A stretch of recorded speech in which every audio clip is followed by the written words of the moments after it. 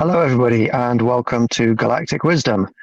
As you can see, I'm in my car right now. I am in my second week of touring around the US to connect with UFOs and aliens and also bringing people together. So I apologize if the visual and maybe even the sound is not quite as good as usual, but I will still push ahead and do my best. I'm going to give you a little update on my tour so far. The weekend, I went and camped in the desert outside of Las Vegas. As I have said before in this show, northwest of Las Vegas, there are tall white alien beings living in the desert there in the ranges of Creech Air Force Base. If you'd like to find out more about those beings, then watch Charles James Hall's documentary called Walking with the Tall Whites. So there are these beings living out there in the ranges, and in between Creech Air Force Base and Dulles Air Force Base and Area 51, there is a large public area. It's a desert wildlife national refuge park that you can drive into and camp in. Now, it's very inhospitable territory, and the roads are terrible, so you need a pretty good four-wheel drive high clearance vehicle to get in there at all. But yes, that is a place where you can drive into legally, and it sits up next to Creech Air Force Base. And so I went there at the weekend. First of all, logistically, it's quite a challenge because my car here is a low-lying Toyota Avalon, which is not going to make it more than 10 meters into the Desert National Wildlife Refuge. So I needed to rent a four-wheel drive, and when I rented the vehicle, I had to leave my car somewhere, and the place where I was told I had to leave it, I left it there overnight. I actually slept in the rental vehicle in that location the night before I drove into the desert, and at 2 a.m. in the morning, I hear stuff going on outside my car. I get outside my car, and my car and my rental vehicle is just about to be towed. So running around at night trying to move two vehicles so that we don't get towed in the next minute was a bit of a challenge and not much fun because they really wanted to tow my vehicles. So that wasn't great. And I'll tell you something else that was a little tricky. It was actually driving out of the Desert National Wildlife Refuge. The road is so rocky, and even though I had a four-wheel drive that the suspension should have been fairly good on, it was so bumpy that there's this thing that if you have any bottles with a screw on top, unless they're extremely tightly screwed on, the bumping loosens them and then unscrews them. And even if it's several turns around over the course of 3 hours of driving, both of my bottles of red fruit juice completely undid, and the tops came off, and the fruit juice poured everywhere over all of my equipment and clothing and everything. So that wasn't much fun.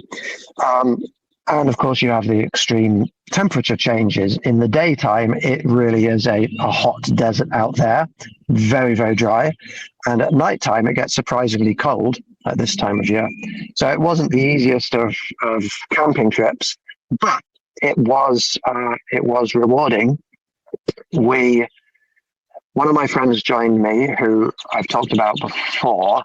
He has seen a large pencil-shaped or cigar-shaped mothercraft, is how he describes it, out there on a couple of occasions. The first time he saw it, he ran and got his mother, and she came out and she saw it too. That was above their house in Las Vegas.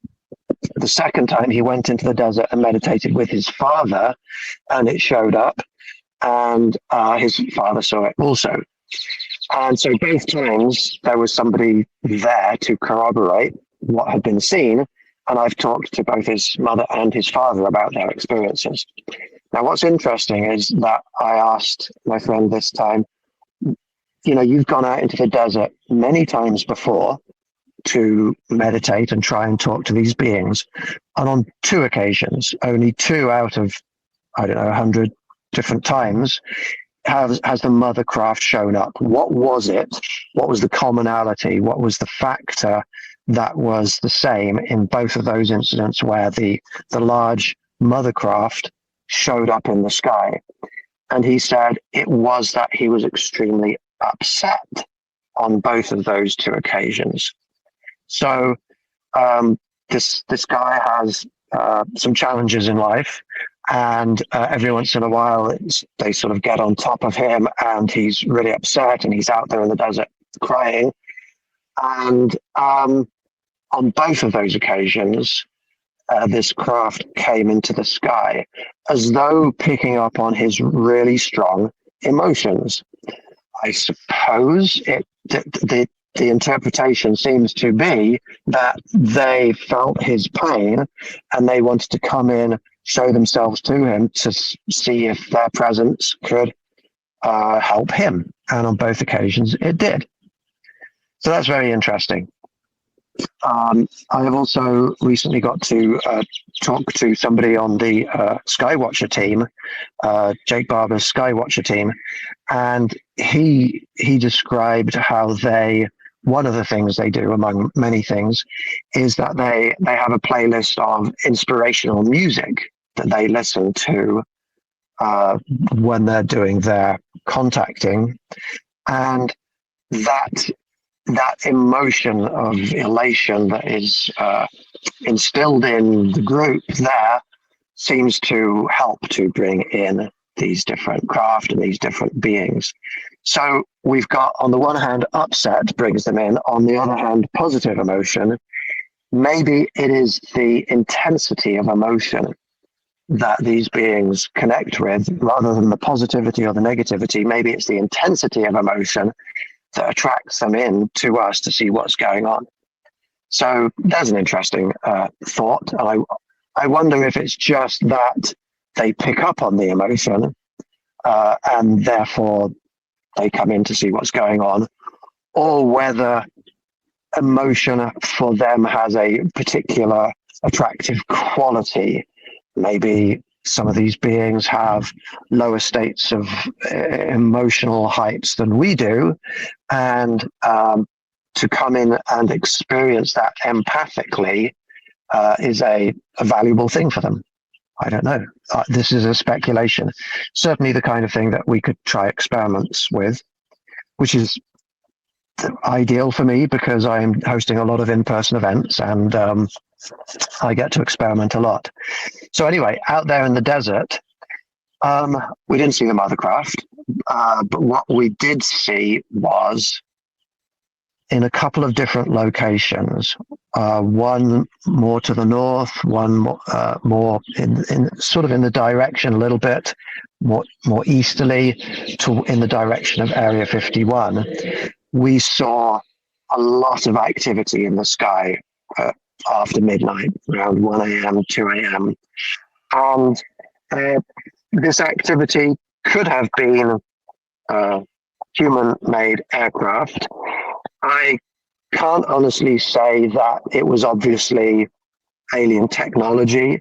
It could have been regular aircraft in the distance, military aircraft, but the number of them was very notable.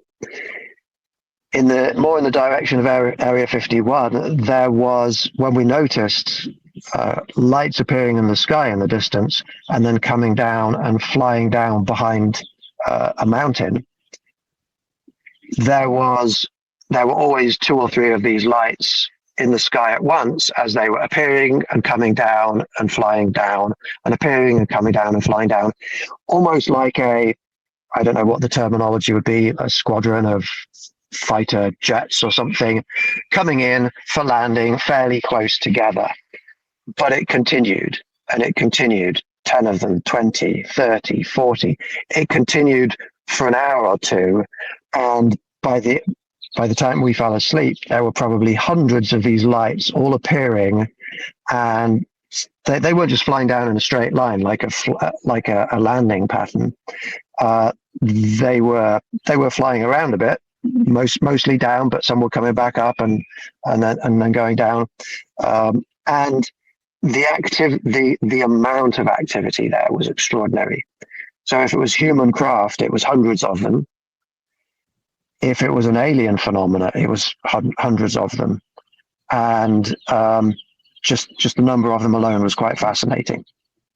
So I slept out there in a bivy bag with my head exposed to the air and the sky above me, so that if anything was going to come in the night, I would be able to see it rather than having the roof of a tent blocking my view.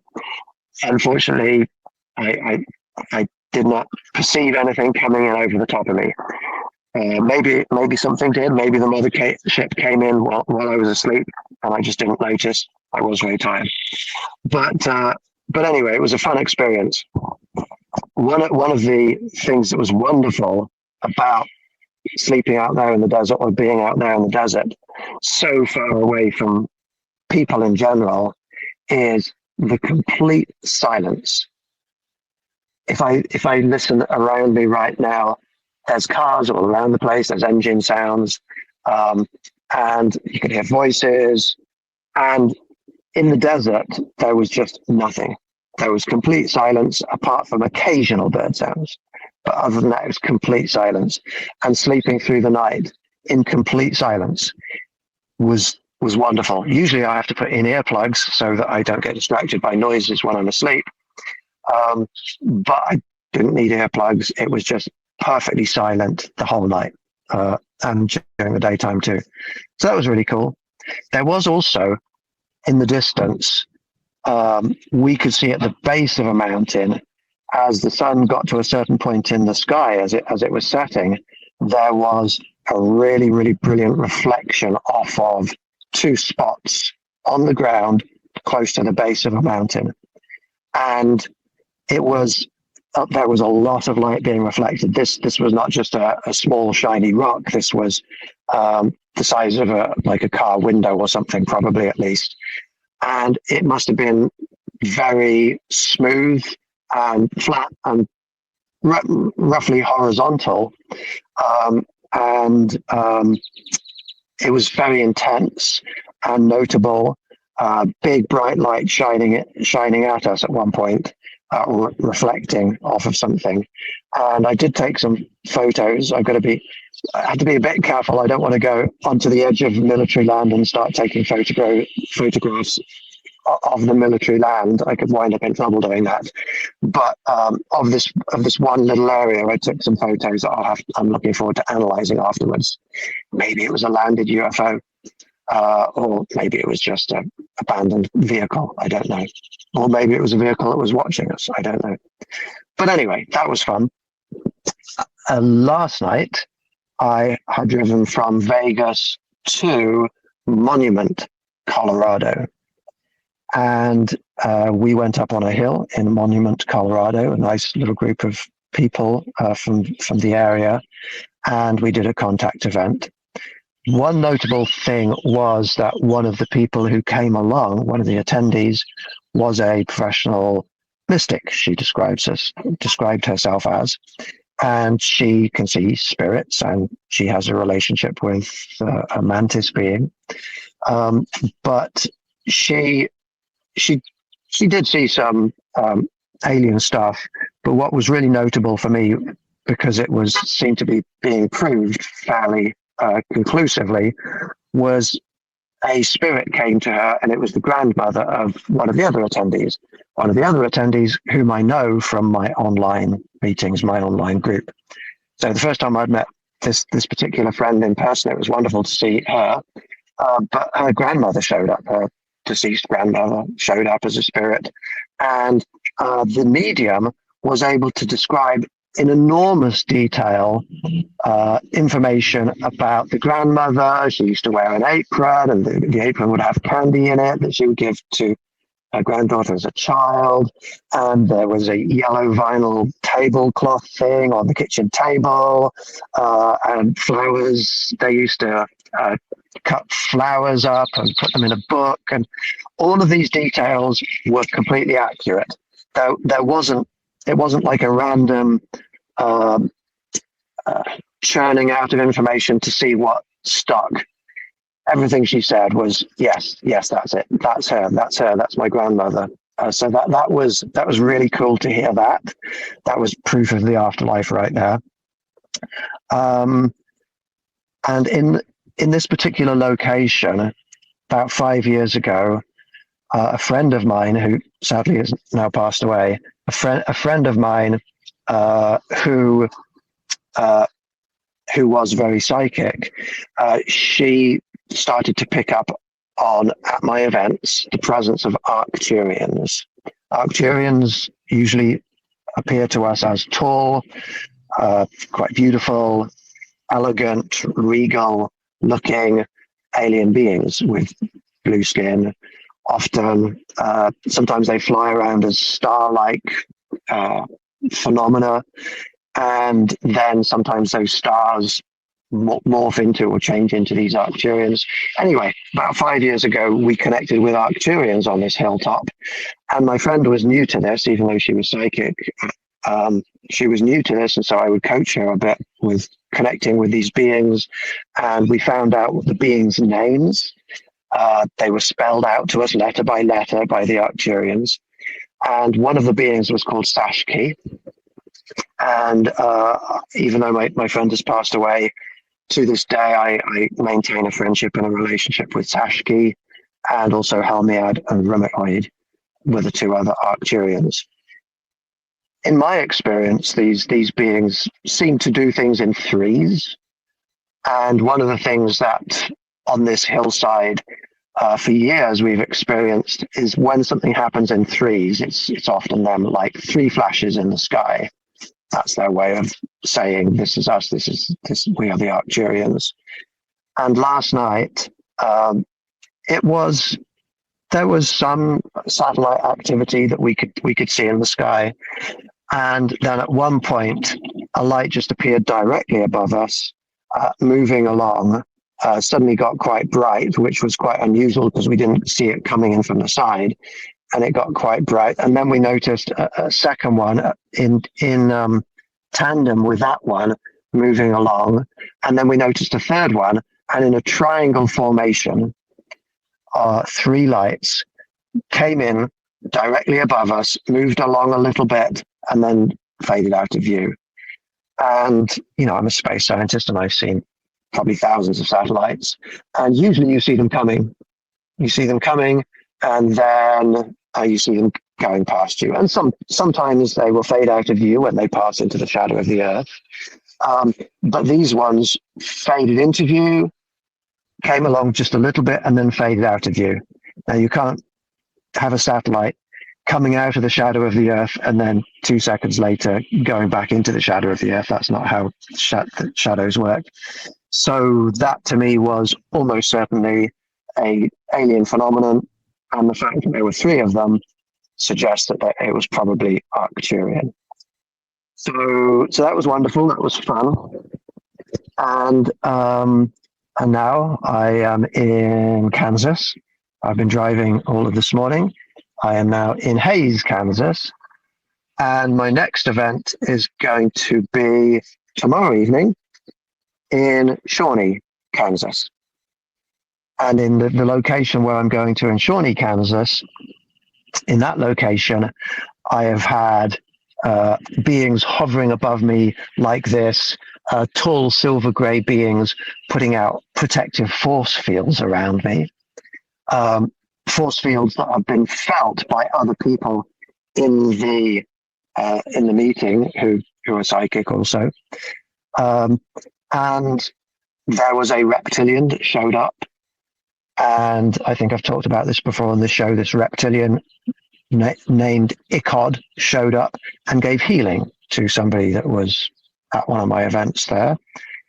And also in the same location, we had a short alien being show up with a dead baby, giving us messages that we need to get a grip on our environmental destruction because it's harming them as well as us. So we've had some amazing things. Also, somebody sent something behind me, took 3 photos, and in 2 of the photos there was a partially dematerialized craft behind me, large craft behind me, about 100 yards, 200 yards or meters away from me, below the horizon of the tree line. So that same person that took those 2 photos is also going to be there tomorrow evening. So I'm excited about that event. And if you're in the area of Shawnee or Kansas City and you would like to attend this event and you don't know how to, just email me at rupertcontactguy@gmail.com and ask me for the information, and I will send it to you. So yeah, this is exciting. This is fun. And then after, I used to live in the area in Kansas, so I'm hanging out with friends at the weekend, and then to Berryville, Arkansas, and then Memphis, Tennessee, and then Tupelo, Mississippi, and then Red Boiling Springs, Tennessee, etc., etc. And I'll fill you in on how those events go next week. Now, in today's show, I said that I would talk about the subject of imposition. And so excuse me if I'm looking down. I need to look at my notes a little bit here. But imposition is a big moral consideration. Wouldn't it be lovely? Can you imagine how lovely it would be if nobody ever imposed anything on us at all? We never had people imposing their views upon us, their noise, their proximity, their rules. There's continual imposition where we are limited in what we can do because of the imposition of others. Imposing things upon people is forcing people to do things, which implies without their permission. If you get their permission, then it's no longer imposing, it's no longer forcing. But imposing things on people places limitations on what they can do. It reduces people's freedom. So imposition in general is a very unascended, immoral thing that anybody can do. And for the rest of the show, I'm going to talk about a range of different impositions that people put upon others. And the reason I'm doing this is so that if I mention something that I am describing it as an immoral imposition, and maybe you think, oh, I do that sometimes. Maybe I didn't realize that that's an imposition. That might cause some people to reconsider doing these particular things. Also, if you're imposed upon from other people, maybe you can share a little bit of satisfaction in having it confirmed to you, yeah, that's not okay. People shouldn't be doing that to me. So ideally, we should be free to do whatever we want. That would be a wonderful world to live in, where nobody imposes anything on us. We're completely free to do anything we want. There's no impositions. Now, obviously, we get into a bit of difficulty with that if one of the things you want to do, one of the freedoms you want, is to impose things upon others. So a lot of people will be like, whoa, no, I understand that I don't want people imposing things upon me, but I want to impose things upon others. That's clearly not fair. That clearly doesn't work. There's a lot of people like that who feel that way. It's like, everything I do is right. All of my impositions upon everybody else are just. but you dare impose anything on me, and no way, you're not going to get away with that. So this is a moral issue. If we think about the wisest situation, the wisest situation with respect to imposition is that it is wise to have for us to not have people impose things upon us, as long as we don't impose things upon others. If nobody imposes anything upon anybody else, then we're good. Okay, that's sort of our baseline foundation of a moral society, would be if nobody imposes anything upon others.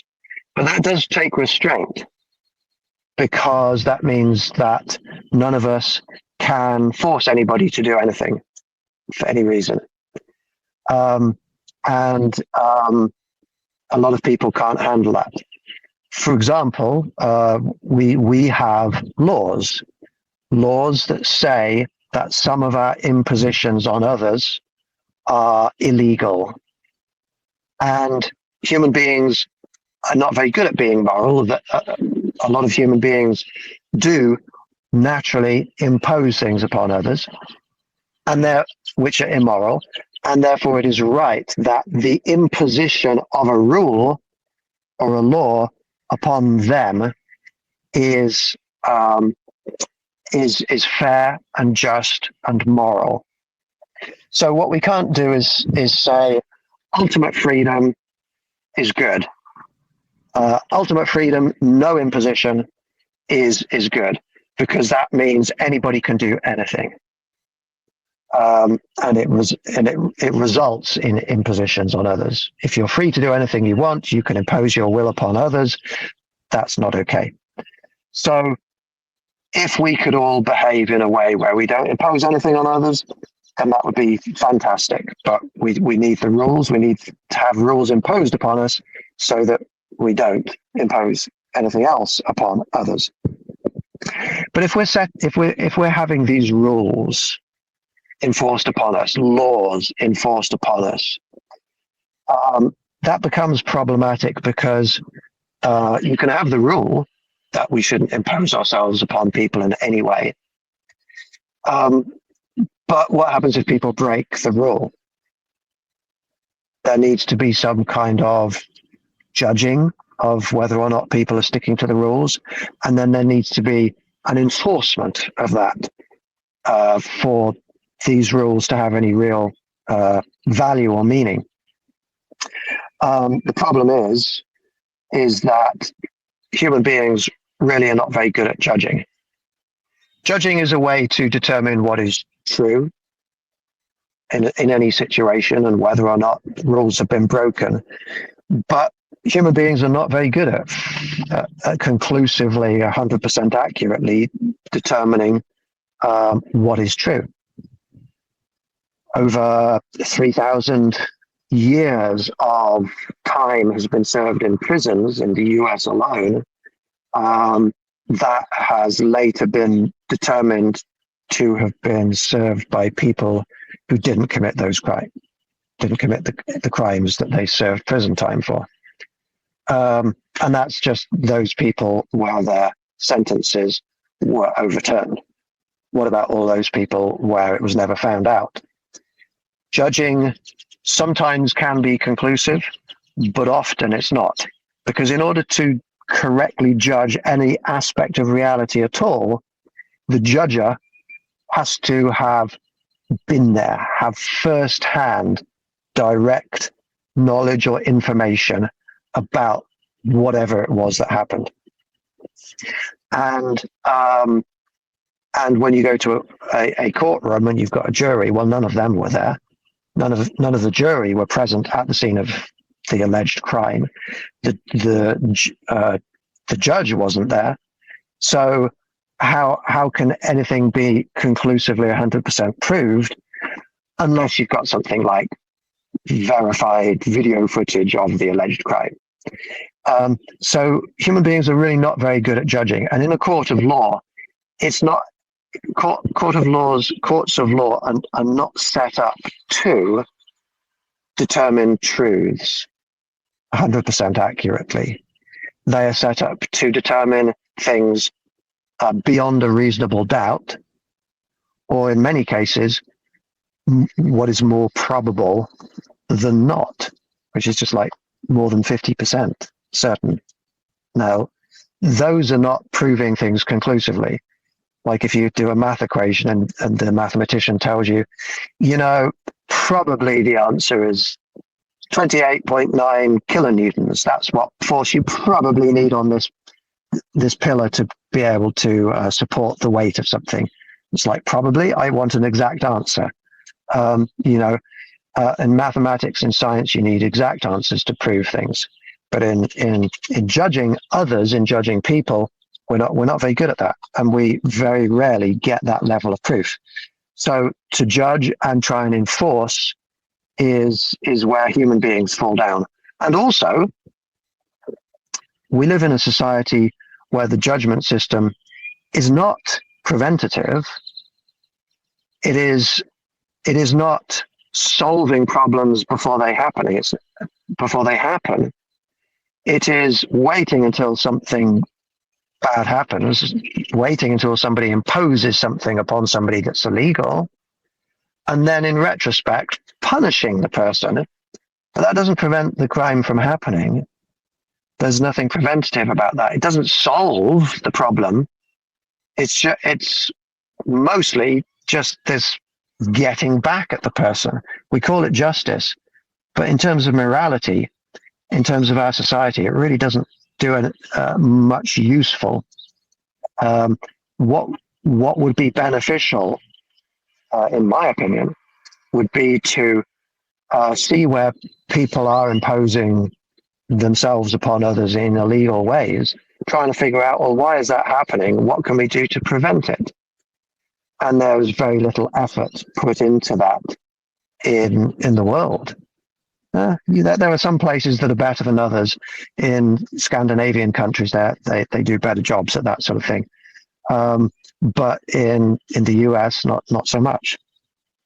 So if we could switch a system of punishment and judging and punishing to supporting and educating and preventing, that would be very, very good in terms of cutting down on people imposing themselves upon others. Now, I am going to, during this show, go through a number of real life examples of impositions that people put upon others, because at the moment I'm just talking in very general terms. Before I do that, I do want to point out, as I implied earlier on, if you give your permission for somebody to impose themselves in any way upon you or your space or your life, that's no longer an imposition. So if I were to ask permission to somebody, hey, is it okay if I do this? And that person gives me permission, then I go ahead and do that. Then what I go ahead and do, that's no longer an imposition. This is a fact, but an implication of this fact is that an act that can be highly immoral, if permission is not given, can be completely okay if permission is given. Something that with permission is not only acceptable, but can be mutually beneficial and very valuable to people. If that permission is not given, the same actions could be considered to be evil. And so, and again, right now I'm talking in general terms because it really could apply to anything from inappropriateness in relationships or physicality to borrowing somebody's equipment or stealing somebody's equipment, or playing loud music at night with permission as opposed to without permission. Things that can be very inconsiderate and even evil, if permission is given, completely legal and even valuable and enjoyable. So this whole idea of giving permission is what changes imposing to not imposing. And that one point of giving permission, that can be very hard to prove sometimes. And if people choose to be dishonest about whether permission or not is given, then that dishonesty can paint a completely different picture to the same situation. There have been times when people have given permission for something to happen, like on a date, for example, and then afterwards they have regretted it for whatever reason, or changed their minds afterwards, and decided to lie about the fact that permission was given.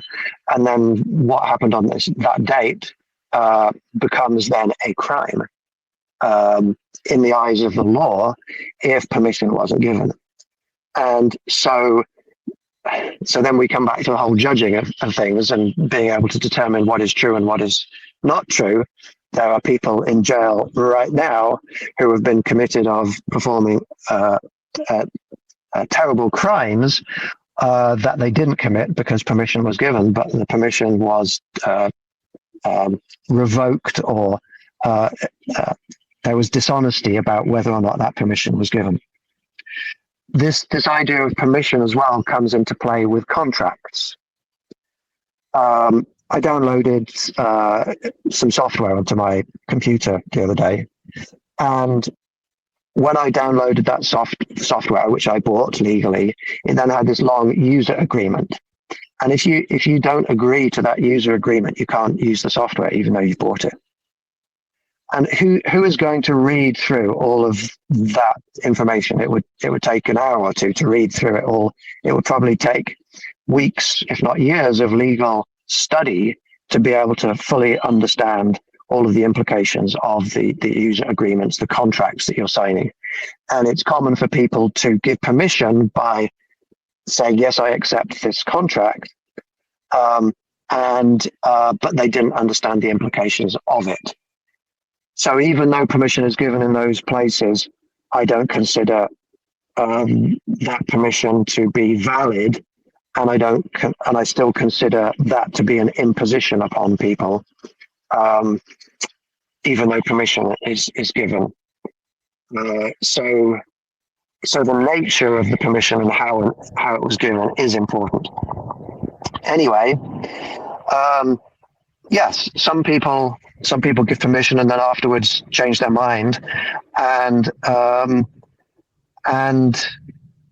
if that is a weakness of character, to give permission to let somebody impose upon you, but then it's not an imposition, and then change your mind and decide that there was something dishonest going on there. So I don't have much sympathy for people that give permission and then change their minds. That's their fault and not the fault of anybody acting upon their lives. Okay, so let's see. Let's get into some details. There's a grey area as well, which I do just want to touch upon, and that is, you can have an unspoken agreement with somebody.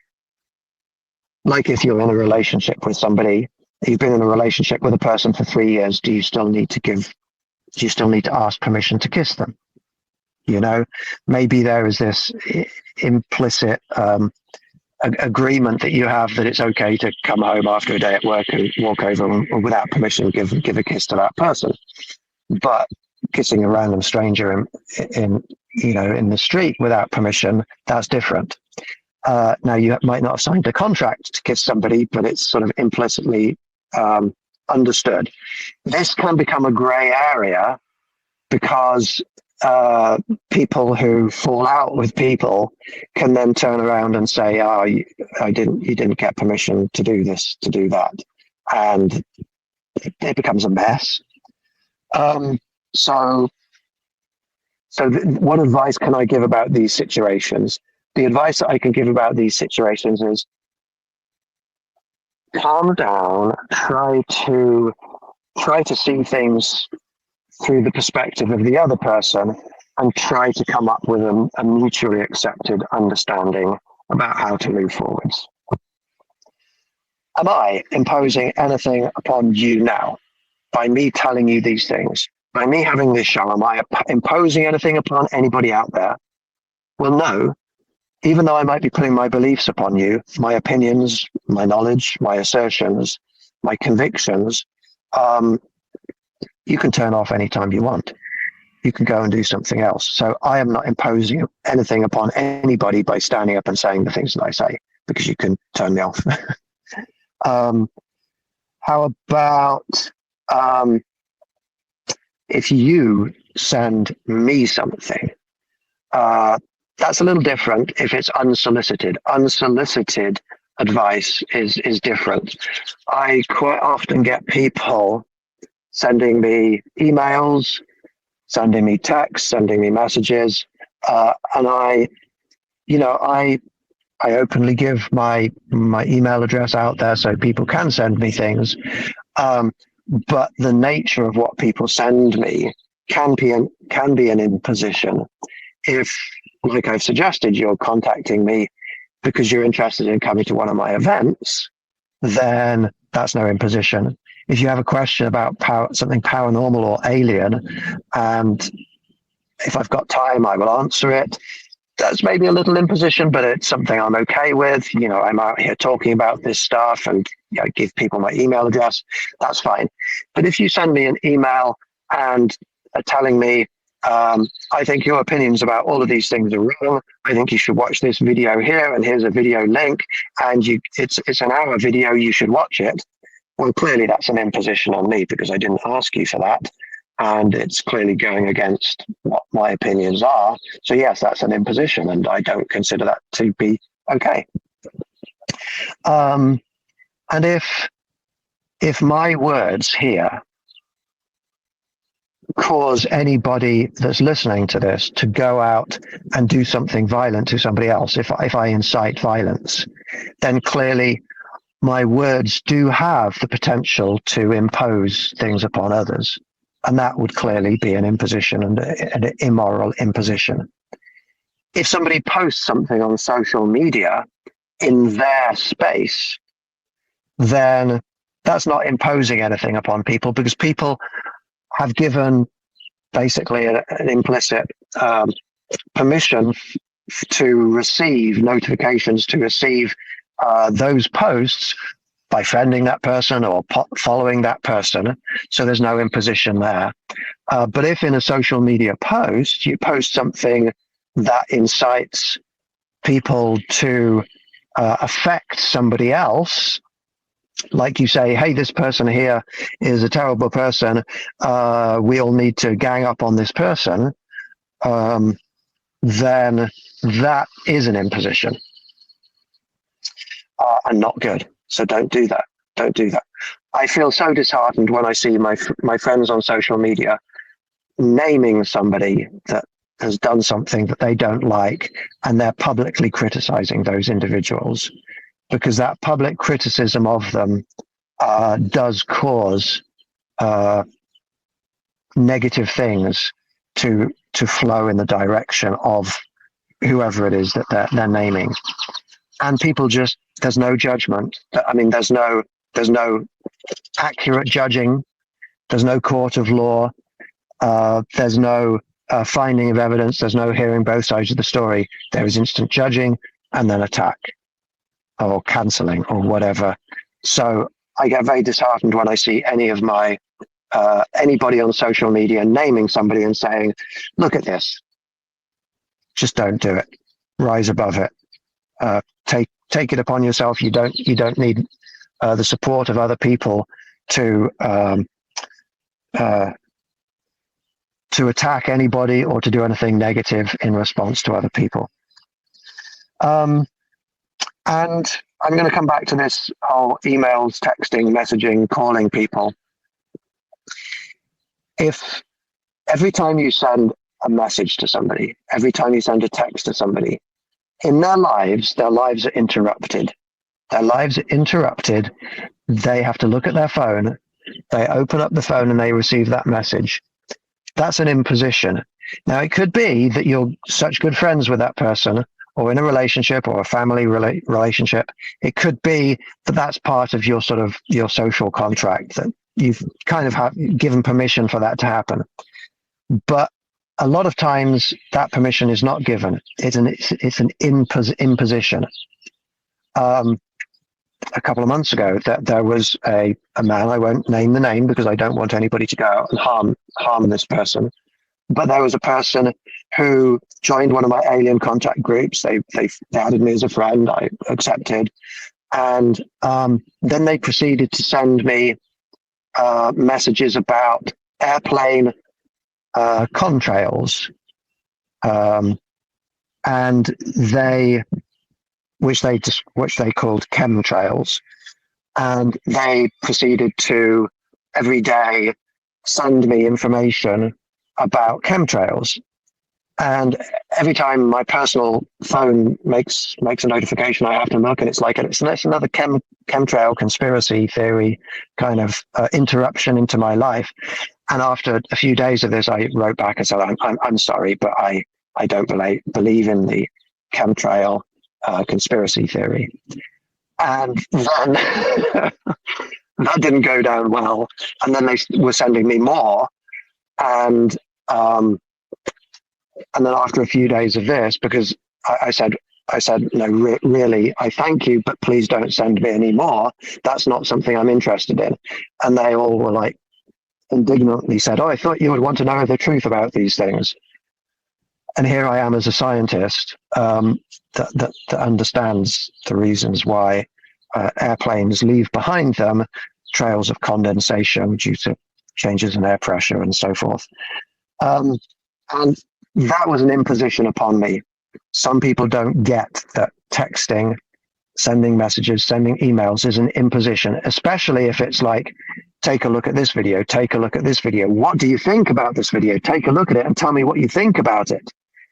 Now, if we're extremely good friends and we have an understanding that that's what our relationship is, fair enough.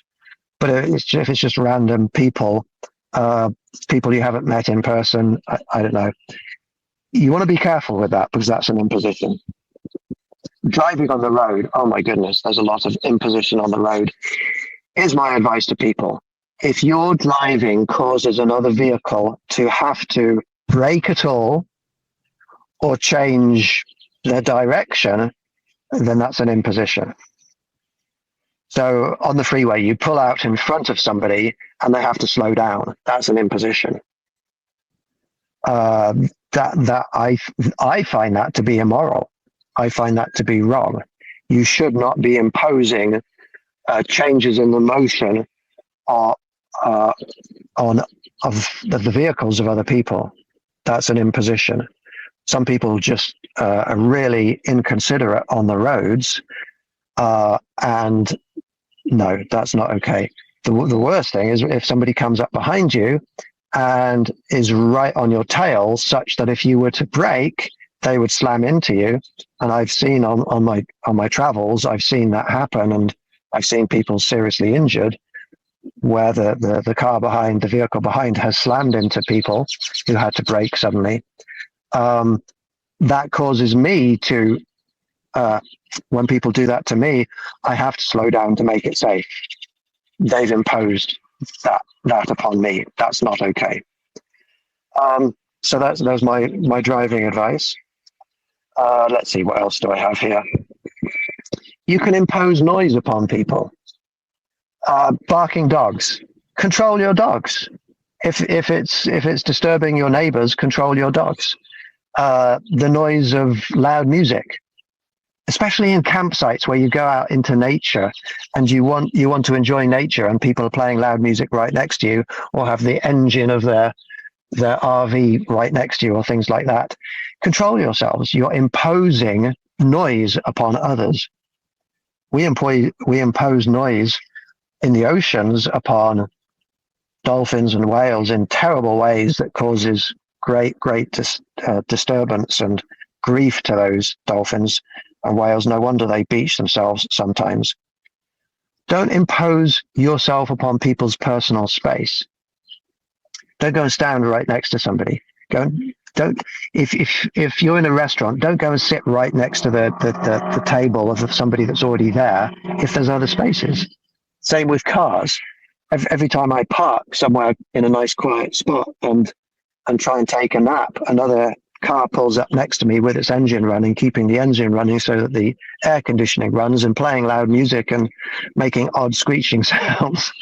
This happened to me. This happens to me a lot. So when I'm traveling, don't go where there's more space. Go into another space and not my space or somebody else's space.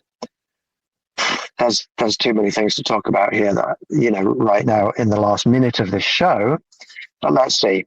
Taxes. That's a tough one because taxes are an imposition on us. Are taxes moral or are they not?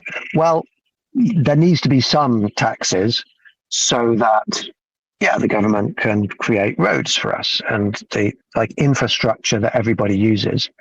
But if taxes are being put upon us so that they can then subsidize the fossil fuel industry, which is causing climate change, or the meat and dairy industry, which is causing climate change and death of animals, then that's an imposition that I'm not okay with. So then we have voting. If you vote for somebody that is going to put impositions upon people, then the voting itself is immoral, even though it's democratic. It's a complicated subject. I've got a lot of things on my list here, and I'm not going to have enough time to talk about them now. So I'm going to put my notes down, and maybe I'll talk some more about these next week. If you are interested in coming to any of my tour events, then send me a message. I would tell you my email address again. It's Rupert contactguy@gmail.com. Send me an email, say, hey, Rupert, I want to come to your event in Memphis or in Tupelo or in Red Boiling Springs or in Shawnee, Kansas.